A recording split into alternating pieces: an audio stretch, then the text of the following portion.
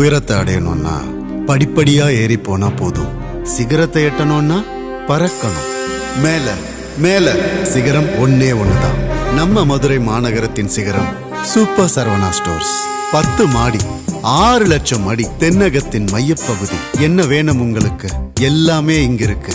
எக்கச்சக்கமாய் உறங்காத மதுரைக்கு உச்சம் தொடும் அறிமுகம்.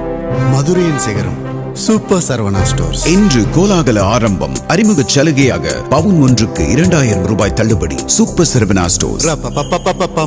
குமுதம் டிவி நேயர்களுக்கு வணக்கம். நம்ம இந்த வீடியோவில் இன்னைக்கு வாணியம்பாடி டாக்டர் அக்பர் கௌசர் அவர்களை சந்திக்கிறதுக்கு வந்திருக்கோம்.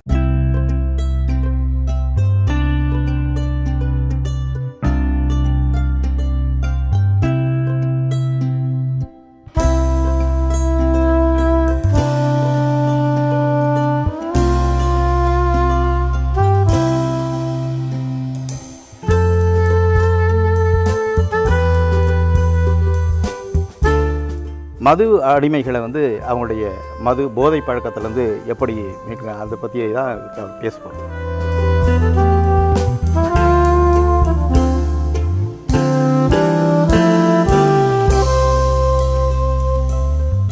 வணக்கம் டாக்டர். வணக்கம் ஐயா. பல்வேறு நோய்களுக்கு நீங்கள் மருத்துவம் பார்த்துருங்க. உங்களை பற்றி தமிழ்நாட்டில் மட்டும் இல்லை, ஆல் ஓவர் இந்தியா, எல்லாம் குறிப்பிட்ட நம்ம இந்தியாவில் உள்ள எல்லா மாநிலங்களையும் உங்களுக்கு தெரியும்.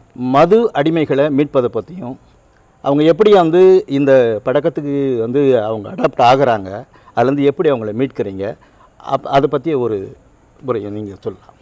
என்னுடைய பெயர் அக்பர் கௌசர். வாணியம்பாடியை சேர்ந்தவன். 45 ஆண்டுகளாக வாணியம்பாடியில் மது அடிமைகள் மறுவாழ்வு மையத்தை நடத்தி வருகின்றேன். 42 ஆண்டுகளாக 45 ஆண்டு காலமாக இதே ஊரில் இந்த மது அடிமைகள் மறுவாழ்வு மையத்தை நடத்தி வருகின்றேன்.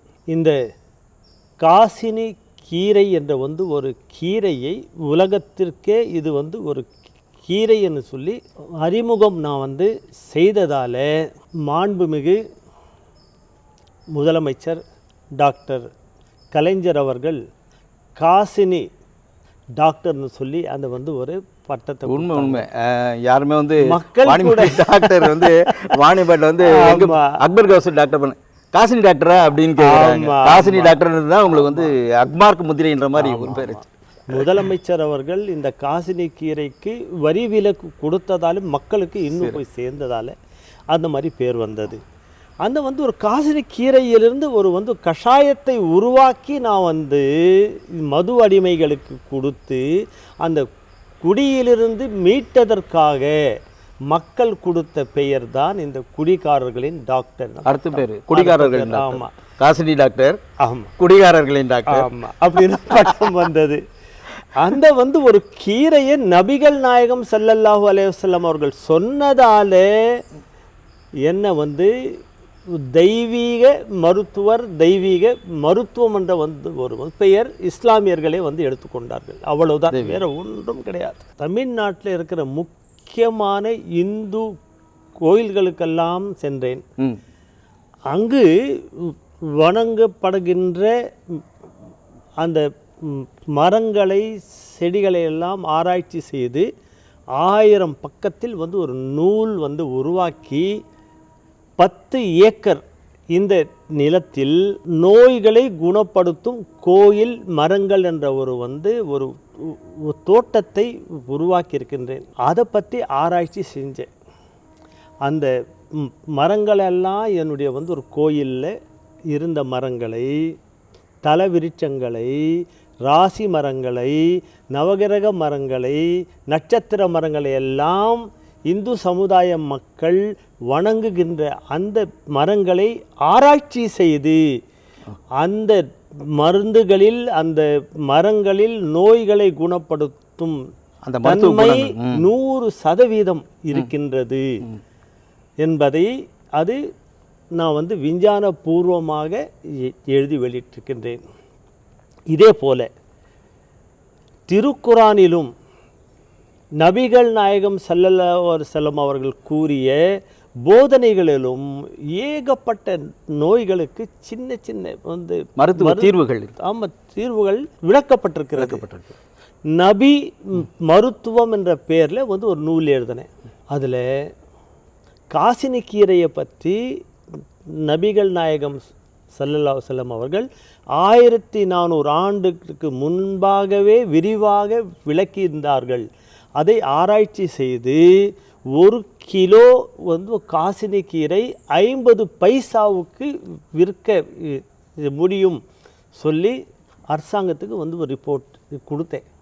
அதனால தான் 1 கிலோ 50 பைசா 50 பைசாக்கு ஒரு டைம் விதை போட்டாக்கா அதுலேருந்து பயிர் வந்துனே இருக்கும். பாலக்கீரை மாதிரி பூரா அர்த்தனே இருந்தாக்கா வந்துனே இருக்கும். அவ்வளோதான். 50 பைசாவுக்கு எந்த வந்து ஒரு கீரையும் கிடையாது. ஆனால் இந்த வந்து ஒரு காசினி கீரை கொடுக்க முடியும். அதில் வந்து ஊட்டச்சத்து எல்லாமே வந்து இருக்கு. இரத்தத்தை சுத்தம் செய்யும் குணம் அதில் இருக்கின்றது. இதுதான் வந்து முக்கியமாக வந்து மது அடிமைகள் கல்லீரலை மறுபடியும் ரிப்பேர் செய்து அப்படின்னு சொல்லப்பட்டிருந்ததால நபிகள் நாயகம் ஸல்லல்லாஹு அலைஹி வஸல்லம் அவர்கள் 1400 ஆண்டுகளுக்கு முன்பு இந்த வந்து காசினி கீரையை சொன்னபோது ஒரு பெண்ணுக்கு திருமணம் ஆக வேண்டுமென்றால் அரபு நாட்டில் 250 விதமான சாராயத்தை அந்த பெண்ணே காய்ச்சி விருந்தினர்களுக்கு கொடுத்தால்தான் அந்த பெண்ணே வந்து சம்மதம் என்று சொல்வார்கள். வரலாறு இது வரலாறு. ஆக அந்த அளவுக்கு அந்த மக்கள் குடிக்கு அடிமையாகி இருந்தார்கள். நபிகள் நாயகம் வந்து சொல்கின்றார்கள், நான் இஸ்லாம் என்ற வந்து ஒரு வந்து மார்க்கத்தை வந்து கொண்டு வந்திருக்கின்றேன், அதை வந்து ஏற்றுக்கொள்ளுங்கள் அப்படின்னு சொல்லும்போது அவர்கள் சொல்கின்றார்கள், உங்களுடைய இறைவன் எங்களுக்கு குடிப்பதற்கு அனுமதி கொடுத்தால் மட்டுமே அதை ஏற்றுக்கொள்வோம், நீங்கள் போங்கன்னு சொல்லி வந்து நின்றாக்கிறாங்க. அந்த குடிகார மக்களை நபிகள் நாயகம் ஸல்லல்லாஹு அலைஹி வஸல்லம் அவர்கள் இஸ்லாம் என்ற வந்து ஒரு மார்க்கத்தினுடைய போர்வையிலோ அவருடைய வந்து ஒரு போதனையிலேயோ அந்த வந்து ஒரு குடியிலிருந்து 1400 ஆண்டுகளுக்கு முன்னால் மீட்கப்பட்டது. இன்று வரை அங்கு குடி இல்லை. சட்டமும் அப்படிதான் இருக்கிறது, மக்களும் அப்படிதான் இருக்கின்றார்கள். யாரோ ஒருவர் வந்து தெரிஞ்சோ தெரியாமலோ அரசாங்கத்துக்கு தெரியாமல் வந்து விற்கிறான் குடிக்கிறான்றது அது வேறு விஷயம். ஆனால் அந்த வந்து ஒரு குடியிலேயே மூழ்கி இருந்த குடிக்காரர்களை அவர் எப்படி மீட்டார் என்பதான் என்னுடைய ஆராய்ச்சி இருந்தது. ஆக நபி மருத்துவம் இந்த கோயில் மர வைத்தியம் செய்ததால தெய்வீக மருத்துவர் என்று சொல்லி பொதுமக்களே அழைக்கின்றார்கள். இப்போ நாங்கள் உட்கார்ந்து கொண்டிருக்கின்ற இடத்துல பார்த்தீங்கன்னா நூற்றுக்கணக்கான ருத்ராட்சா மரங்கள் இருக்கு பாருங்க. ஆமா, பக்கத்துல இருக்க சார் ருத்ராட்சை வந்து அந்த வந்து கொட்டைகள் பாருங்க. இதெல்லாம் எங்கே போய் பார்ப்பீங்க நீங்க? இது ருத்ராட்சை கொட்டை இங்கே இது குறிப்பிட்ட ஒரு பூமியில தான் விளையும், அப்படியெல்லாம் ஒன்றும் கிடையாது. கடவுள் வந்து எல்லா இடத்துலையும் இருக்கும்போது அது வந்து ஒரு கடவுளுக்காக போடுற மாலை வந்து ஏன் சார் ஒரே ஊரில் வந்து கிடைக்குது? எல்லா ஊர்லேயும் எல்லா மண்ணிலும் வருது சார், நாங்கள் தான் போடுறது கிடையாது, அவ்வளோதான். மது அடிமை போதை பழக்கத்துக்கு ஆளானவங்க அவங்க எப்படி அதில் ஆட்படுறாங்க? அவங்கள வந்து மீட்கிறதுக்கு நீங்கள் முதல் கட்டமாக எப்படி அவங்களுக்கு ட்ரீட்மெண்ட்? ஐயா, முதல்ல குடிக்காரர்களை நாங்கள் குடிக்காரர்கள் என்று சொல்லக்கூடாது. குடியால் நாசமான பாதிக்கப்பட்ட ஒரு நோயாளி. Alcoholism is not a habit, it is a kind of disease. நோய். குடிப்பது பழக்கமில்லாத ஒரு வியாதி. வியாதி என்ற அடிப்படையிலே நீங்கள் அவர்களுக்கு வைத்தியம் செய்தால் நிச்சயமாக குடியிலிருந்து மீட்க முடியும் என்று யுனானி மருத்துவமும் அரபு நாட்டு வைத்தியமும் கூறியது மட்டுமல்லாமல் மீட்டு அவர்கள் காண்பித்திருக்கின்றார்கள்.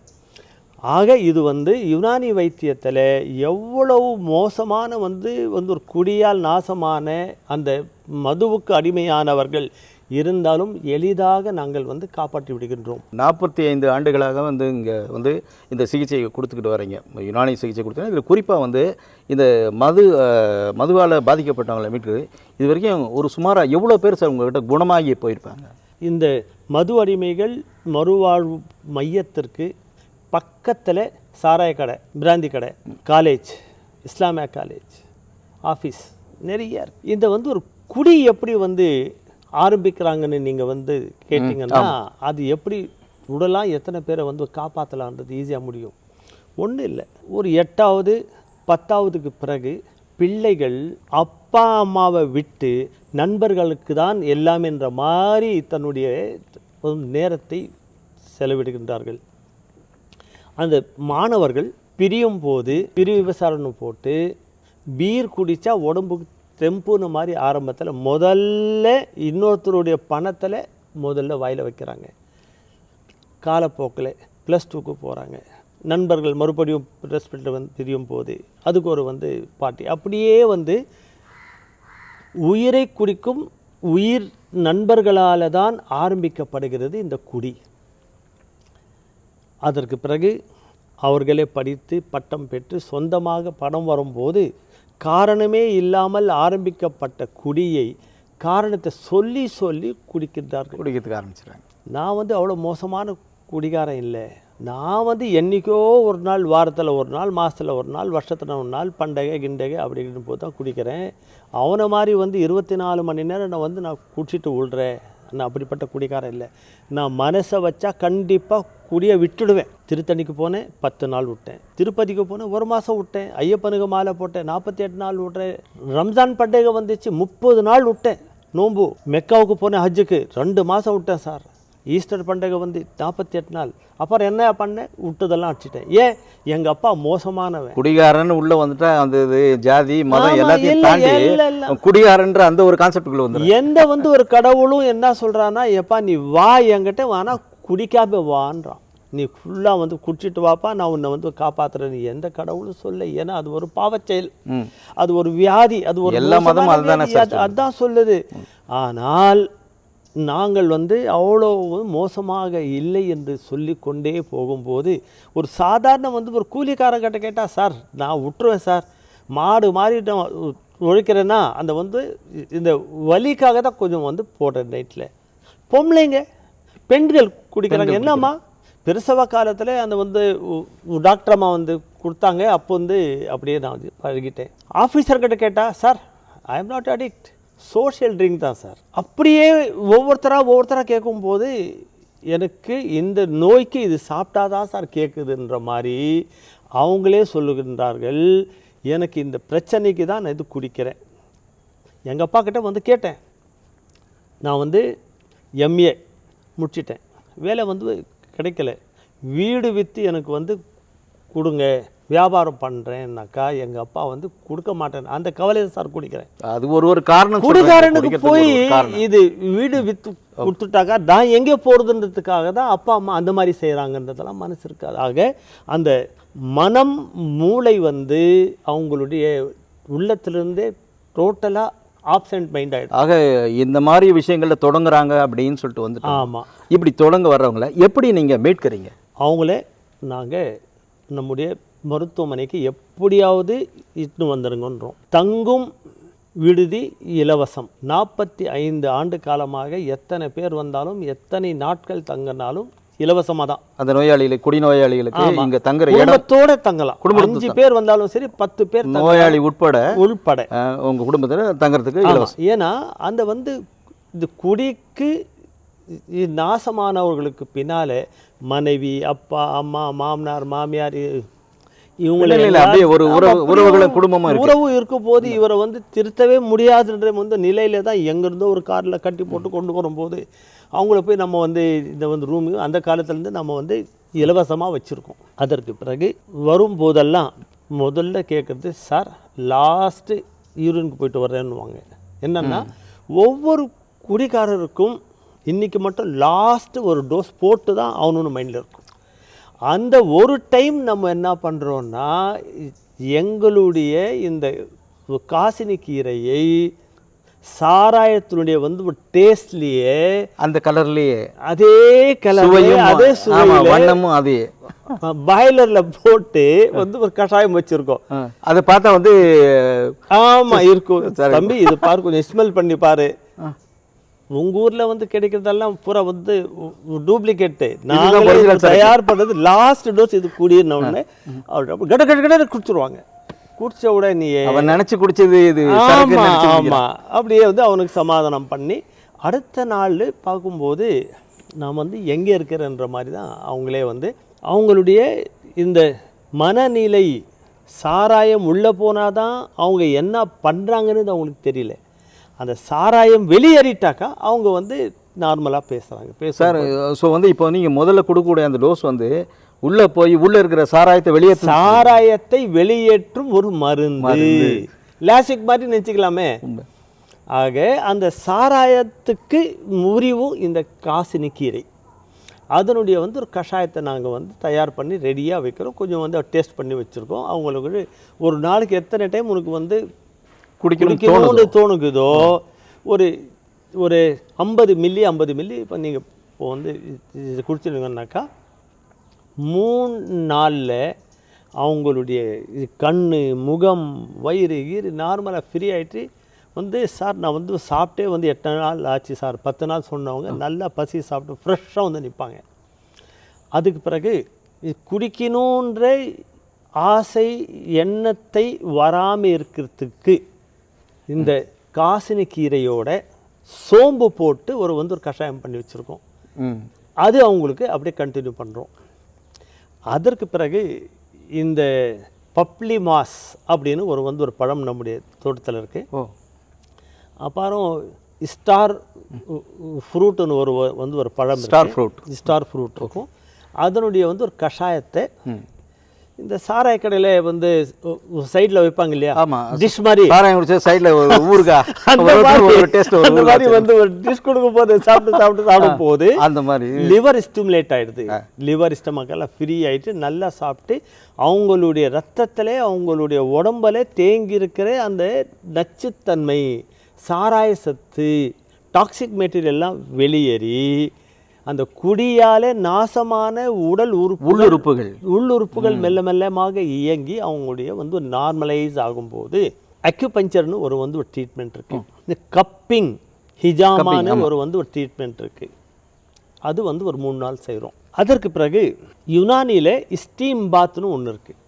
ஸ்டீம் பாத், கரம் ஹமாம்னு பேர். அது ஒரு ஹாஸ்பிட்டலுடைய அறையில் ஸ்டீம் இருக்கும் ஃபுல்லாக. அதில் அவங்களுக்கு நாங்கள் உட்கார வைக்கிறோம், படுக்க வைக்கிறோம், மசாஜ் பண்ணுறோம்.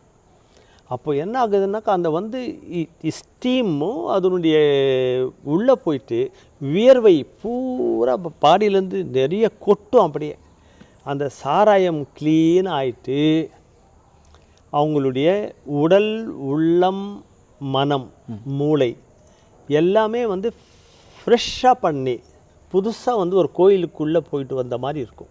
ஆங்கில மருத்துவம் மாதிரி கவுன்சிலிங் கிடையாது. அப்பா அம்மா சொல்லி கேட்காதவர், ஆசிரியர்கள் சொல்லி கேட்காதவர்கள், போலீஸ் சொல்லி கேட்காதவர்கள், அதிகாரிகள் சொல்லி கேட்காதவர்கள், ஏன் ஒரு கடவுளே சொல்லி கூட கேட்காதவர்கள் ஒரு டாக்டரே அட்வைஸ் பண்ணதால் விட்டதாக வரலாறே இல்லை. அதனால் இது ஒரு வியாதி. ஒருவேளை நபிகள் நாயகத்துக்கிட்ட ஸல்லல்லாஹு அலைஹி வஸல்லம் கிட்ட கேட்குறாங்க, இஸ்லாமில் குடித்தால் மரண தண்டனை அப்படின்னு விட்டது, எங்களால் இந்த குடி விடவே முடியலையேன்னு சொல்லும்போது நபிகள் நாயகம் சொல்கின்றார்கள், குடிப்பது பழக்கம் இல்லை, இது வியாதி, இதுக்கு வைத்தியம் செய்யுங்கள். அந்த ஒரு கான்செப்ட் தான் இப்போது அலோபதியும் சொல்லுது. Alcoholism is not a habit, it is a kind of disease. சரிங்க சார். இப்போ இந்த ட்ரீட்மெண்ட்டுடைய நாட்கள் எத்தனை நாள் அவங்க ட்ரீட்மெண்ட் எடுக்கணும்? இந்த குடிக்கணுன்ற ஆசை இல்லாதப்படுறதுக்கு ஒரு மருந்து, ரத்தத்தில் சாராயம் போகிறது அது போகிறதுக்கு ஒரு மருந்து, குடியால் நாசமான உடம்பை சரி பண்ண ஒரு மருந்து. நாங்கள் என்ன பண்ணுறோம், ஒரு 3 நாள் தங்க வச்சு வைத்தியம் பண்ணி நார்மலைஸ் பண்ணி 1 மாதத்துக்கு அவங்களுக்கு தேவையான இது மருந்து கொடுத்து அனுப்பிச்சிடுறோம். தொடர்ந்து 3 மாதம் அவங்களுக்கு நாங்கள் வர சொல்கிறோம். மருந்துக்கு மட்டும் அவங்களுடைய வசதிக்கேற்ற மாதிரி அதுக்கான ஒரு காசு வாங்குகிறோம். ஏழைகளுக்கு இலவசமாகவும் பார்க்குறோம், வசதி உள்ளவர்களுக்கு அவர்களுடைய வசதிக்கு ஏற்ற மாதிரி நம்ம இப்போது குடிப்பவர்கள் எல்லாருமே குடிக்காரர்கள் கிடையாது. யாரோ ஒருத்தர் தான் ஆக்சிடெண்ட்டில் போய் மாட்டிக்கிறாங்க. ஆனால் இந்த போதை மருந்து சொல்கிறாங்க பாருங்க, கஞ்சா அடிப்பவர்கள் இப்போ தமிழ்நாட்டில் ரொம்ப அதிகமாக இருக்குது சார். இப்போ வாணியம்பாடியில் சொல்லவே முடியாது அந்த அளவுக்கு கஞ்சா அடிமைகள். கஞ்சானா வந்து என்னன்னு உங்களுக்கு ஒரு சின்ன ஒரு வந்து இன்சிடென்ட் சொல்கிறேன். இந்த திரைப்பட நட்சத்திரம் நம்முடைய விஜய் சாருடைய அப்பா அம்மா என்னை வந்து ஒரு மரியாதை யுத்தமாக காண வந்தார்கள் என்னுடைய மருத்துவமனைக்கு. அவர், நான், அவங்க அம்மா சோபா அம்மா அவங்க இருக்காங்க. 82 வயதான ஒரு பெண்மணி. இது மருத்துவமனை வந்து கதவை தேடுன்னு வந்து தள்ளிட்டு உள்ளே வர்றாங்க. வந்த உடனே டாக்டர் என்னை வந்து காப்பாற்றுங்கன்றாங்க. சரி என்ன மாதிரி இல்லை என்னை முதல்ல வந்து காப்பாற்றுங்க, சினிமா வந்து இப்படி வந்து பின்னால் வந்துட்டோம். அதுக்குள்ளே ஒரு நிமிஷத்தில் ஒரு இளைஞர் வர்றான். 28 வயசு இருக்கும். இப்போது ஒரு வயசானவங்க ஒரு அம்மா வந்தாங்களா? இல்லையாப்பா, என்ன விசேஷம்? இல்லை இப்படி தான் வந்தாங்க. இல்லை ராஜா, இல்லை இப்படி தான் வந்தாங்க. எப்பா இல்லைப்பா, வந்தால் வேணா உனக்கு வந்து இன்ஃபார்ம். ஆமாம் சொல்லிவிட்டு வந்து ஒரு 100 ரூபாய் எடுத்து, இங்கே யார் எங்கள் டாக்டரு அப்படின்னாரு. இவன் வந்து ஒரு குடிக்காரன் சொல்லிட்டு விஜய் அவங்க அப்போ டாக்டர் சொல்ல இவர் தான் டாக்டர் இந்த பக்கம் அவர் கையில் கொடுத்துட்டு 82 வயசு, ஜாக்கெட் இல்லாமல் இருப்பாங்க, வயசானவங்க. அவங்க வந்தால் எனக்கு இன்ஃபார்ம் பண்ணுங்க, இந்த வந்து 100 ரூபாய் உங்களுக்கு டிப்ஸ் அப்படின்னு போயிட்டார். அப்புறம் இவங்களுக்கு ஒரு ஆச்சரியம், என்ன நடக்குதுன்னு. சரி கதவு பண்ணி க்ளோஸ் பண்ணிவிட்டு எங்கள் அசிஸ்டன்ட் யாரோ ஆகணுன்னாக்கா, என்னுடைய பேரன்னு மகள் பெற்றது, அது செத்து போயிடுச்சு, நான் தான் வளர்த்தேன். இந்த வயசில் எனக்கு வெரைட்டி உடல் உறவுக்கு எனக்கு வந்து தொந்தரவு பண்ணிட்டான். என்னுடைய உடம்பெல்லாம் கந்தல் ஆயிடுச்சு டாக்டர், அவனை எப்படியாவது காப்பாற்றுங்க அப்படின்னாங்க. சந்திரசேகர் சார் கேட்டுட்டு, டாக்டர் நான் என்ன பார்க்குறேன்னாங்க. அந்த அம்மாவுக்கு 82 வயசு. 82 வயசு. இந்த பையனுக்கு 28 வயசு.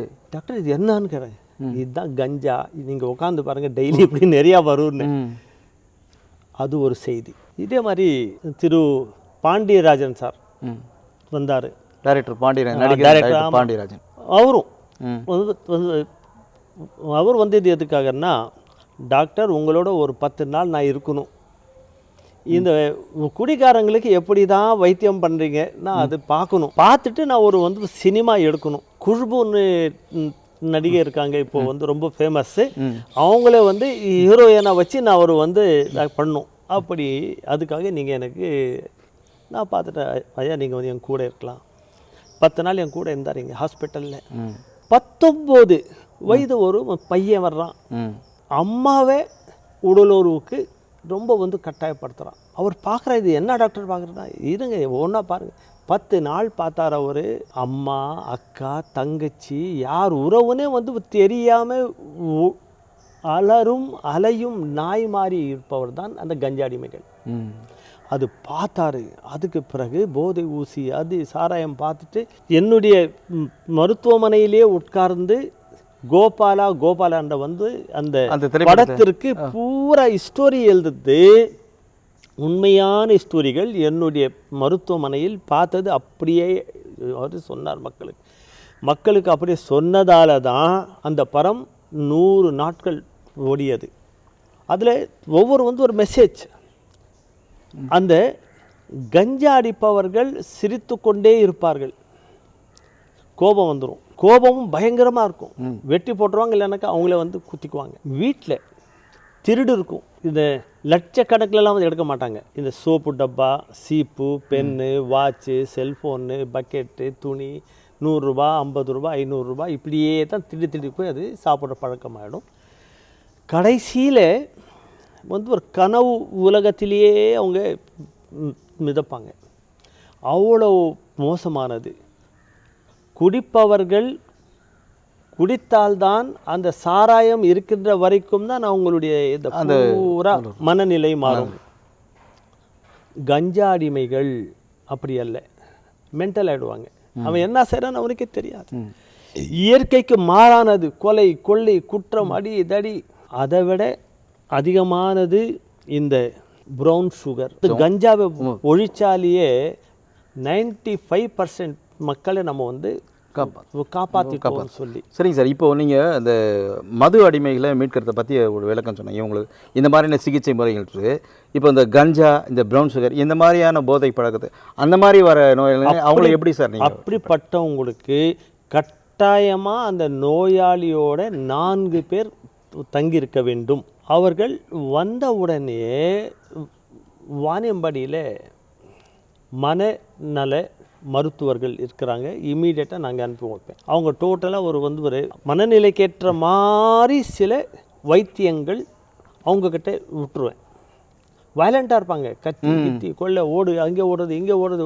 அதனால் அவங்களுடைய ஃபஸ்ட்டு அமுச்சிட்டு 10 நாட்கள் நம்முடைய மருத்துவமனையில் தங்க வச்சு அக்யூபஞ்சரு வைத்தியமும் செஞ்சுட்டு இதே மாதிரி யுனானி வைத்தியங்கள், காசினிக்கரை சொன்னேன், சோம்பு சொன்னேன், பெருங்காயமும், இப்படி எல்லாம் ஒரு கூட்டு கலவையோடு ஒரு மூலிகை மருந்துகளை அவங்களுக்கு நாங்கள் அவங்களுடைய மனநிலைக்கேற்ற மாதிரி கொடுத்துட்டு, இந்த புளி இருக்கு இல்லையா, அந்த புளியுடைய கஷாயம், இந்த கஞ்சாவுக்கு முறிவு மருந்து.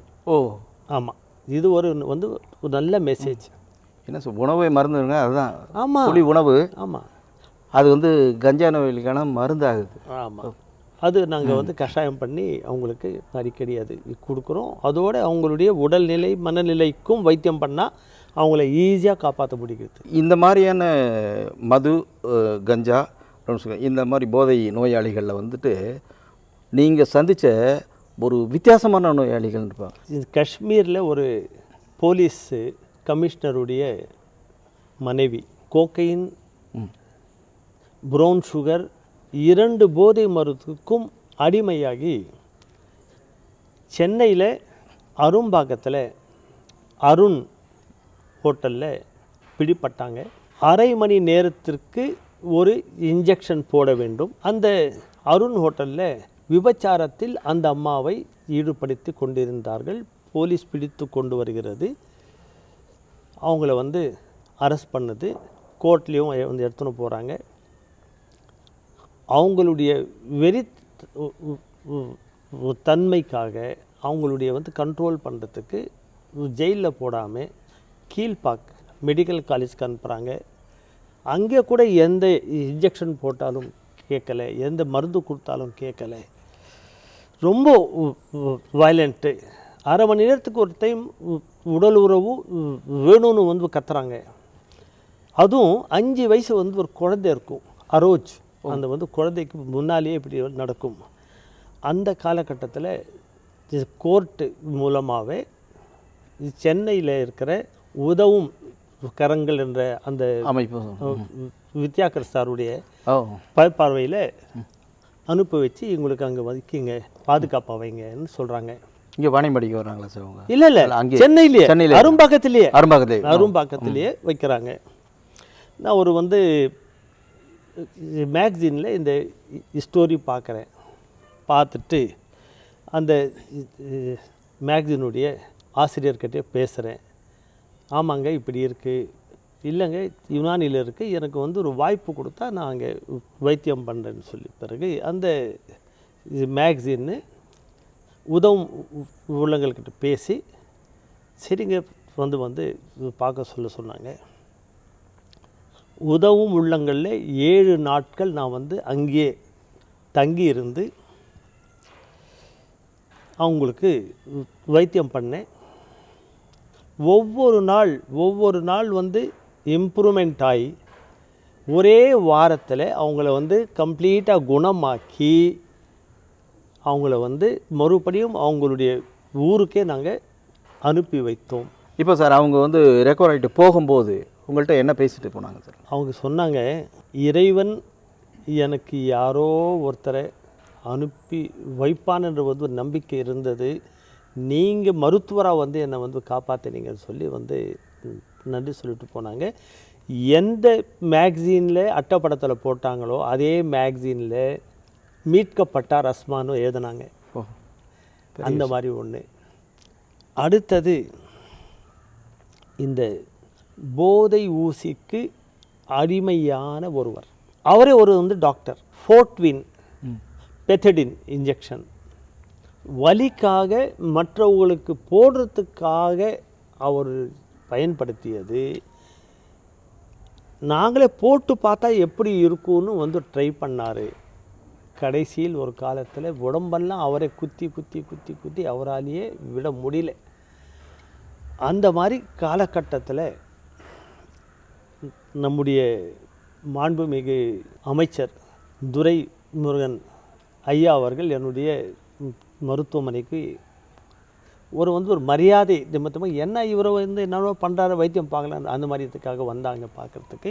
இந்தியாவுடைய அட்டர்னி ஜெனரலுடைய பேரன் ராஜாஜி அவர்களுடைய பேரன் மதுவுக்கும் போதைக்கும் அடிமையாகி இருந்தார். அது ஒரு பக்கம். இன்னொரு பக்கம் இவர் அப்படியே பார்த்துட்டு, டாக்டர் நான் என்ன பார்க்குறேன், இந்த சின்ன ஊரில் இவ்வளோ பெரிய கேஸ் எல்லாம் வருதான்னாரு. ஐயா அப்படி இல்லை, தெரிந்தோ தெரியாதோ போனாங்க, அதில் மாட்டிக்கிட்டாங்க, இதில் வைத்தியம் இருக்குது, நான் பண்ணுறேன், அதில் வந்திருக்காங்கன்னு அவரே பேசி ஆறுதல் பண்ணார். அதற்கு பிறகு ராசிபுரம் எம்எல்ஏ டாக்டர் பழனி அம்மாள் அவர்கள் ஒரு மோசமான ஒரு குடிகாரரை இங்கு அழைத்து வந்தார். அந்த மாதிரி மோசமான ஒரு குடிகாரரை என்னுடைய லைஃப்பில் பார்க்கல. அவங்கள ஒரு 5 நாள் வச்சு நல்லா பண்ணிட்டேன். சட்டசபையிலேயே 1993 மார்ச் 23ஆம் தேதி முதலமைச்சர் அம்மா உட்காந்துருக்காங்க. அவங்கக்கிட்டே சொல்கிறாங்க, வாணியம்பாடியில் ஒரு டாக்டர் இருக்காங்க, நான் இங்கே போனேன், மோசமான ஒரு குடிகாரனை இட்டுன்னு போனேன், அவர் அக்கு பஞ்சர் யுனானி வைத்தியம் பண்ணி காப்பாற்றினார். நான் அங்கே ஏகப்பட்ட பேரை பார்த்தேன். இந்த வேலை இல்லாத பட்டதாரிகளுக்கெல்லாம் வாணியம்பாடிக்கு அனுப்பி வையுங்கள், அவர் மூலமாக அந்த வைத்தியத்துக்கு பயிற்சி அளித்து இந்த கொடிய நோயிலிருந்து நீங்கள் காப்பாற்ற உதவ வேண்டும் என்று சொல்கின்றார்கள். இப்போ இருக்கின்ற மாண்புமிகு அமைச்சர் முத்துசாமி அவர்கள்தான் அப்போது சுகாதார அமைச்சர். நிச்சயமாக அந்த மருத்துவரை அழைத்து அரசாங்கம் பேசும்னு சொல்லி 1993 சொன்னாங்க. அதே மாதிரி தமிழக முதல்வருடைய ஆணைப்படி 6000 வேலையில்லாத பட்டதாரிகளை என்னுடைய மருத்துவமனைக்கு அனுப்பி வைத்து அவர்களுக்கு இந்த குடி போதையிலிருந்து எப்படி அவங்கள காப்பாற்றுறது தடுக்கிறதுன்னு சொல்லி இலவசமாக ட்ரைனிங் கொடுத்தேன், பயிற்சி கொடுத்துருக்கேன்.